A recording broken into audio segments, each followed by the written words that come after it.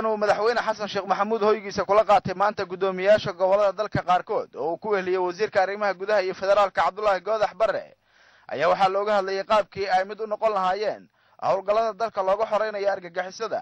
iyo sidii iskaashi looga yeelan lahaa arrimaha amniga waxaana ka qayb galay gudoomiyaasha 5 gobol oo kala ah Banaadir Shabeellaha Dhexe Galgaduud Bay iyo Shabeellaha Hoose faaqidaad dheer kadib ayaa waxaa markii uu soo idlaaday kulanka warbaahinta qaranka ugu warbixiyay go'aanada ka soo baxay wasiirka arrimaha gudaha iyo federaalka Cabdullaahi Goodax Barre waxaa maalmahan magaalada Xamar ku sugnaa gudoomiyaasha gobolada qaarkood oo aan mataqaanaa wada tashi wada joognay magaalada Xamar waxyaalo badan mataqaanaa la isku soo qaaday haday tahay mataqaanaa nolosha gobolada sidii xukuumadda dhexe xogaal ugu noqon lahayd iyo in laga wada tashto howlgalladan ciidan bilowday sidii mataqaanaa isku si looga wada shaqayn lahaa goboladu iskaga wada xiriiri lahaayeen maadaama howlgalku uu hal yahay in goboladuna halka noqdaan fikirka marka runtii arrimahaas la isku qaaday si fiican uu noqdo dhamaad marka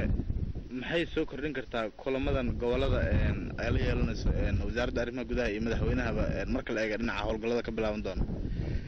dabcan sida haddaba ku sheegay waxa weeye muxuu ahaa operationka howlgalku waa hal qaabka loo wajahayo goboladana waxaan rabnay inay noqdaan hal marka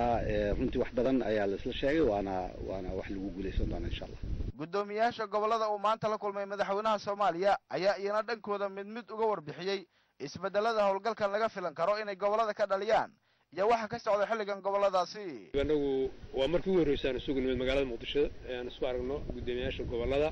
qaar kamida qaybo kamida runtii halkaan waxaan u wada nimid ama howlgallada ka socda hadda gobolada inay ka bilowdaan rabo ama hadda ba socda qaybo kamida ka socda iyo sidii aan warbixin uga keenin lahayn gobolada qaybi bulshada ama horumarka ka socda haddii xaalad waxbarasho amniga hadda ka jira caafimaadkii horumarkii bulshada runtii ayaan wasaaradana maartay aan warbixin uga keenay fuula kadibna sida wasiirku hadda sheegay ayaan arrimahaas ka soo qaadnay sida howlgalladan loo dardari karo walanka weyn ma hayna horta in araga la fadheeda dawladda iska hirinaata heer gobol heer degmo ilaa heer national oo qaranba in iska hirinaata oo sidan la shaqeey wal muhiim ah itan kale oo in tala la shaqaadado oo dadkii oo aragdeeda gobolada ku mas'uulahay madaxweynaha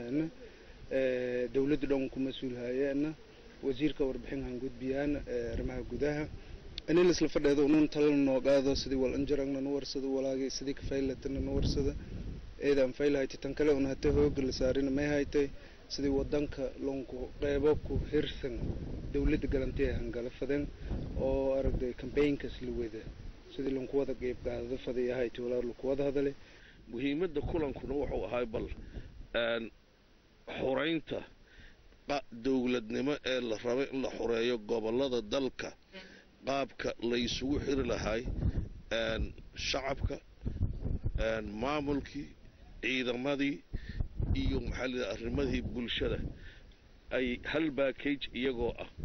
ay wada howlgalaan dhicinna gaab ah meel la xoreeyay ee aan maamul jirin يعني كأبورن تفوض إيه وحساسة إن لقد دكتونادو أيان كوضا هذلنا وأنا إسكوضا أفقرني waxaan joognaa dujeeda villa Soomaaliya guriga madaxweynaha xafiiska madaxweynaha runtii haddana maxaa ku leeyahay madaxweynihii ummadda Soomaaliyeed inuu nacasumo haddana taas waxay nagelinaysaa moral support macnaha sale waa markii ugu horeysay gobolada qof iyo waa la soo arki jiray madaxweynaha in loo soo dhunto laakiin hadda saan gobolada oo wada jira wasiirkan hogaaminaya arrimaha gudaha iyo xogaha joogtada iyo agaasima macnaha waa markii ugu horeysay marka taasna wasaaradda arrimaha gudaha ayaa dadaalkaas la timid waan ugu hambalyeynaa wasaaraddu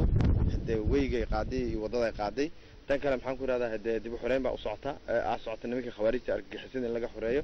hadana niyada noo dhisantay insha Allah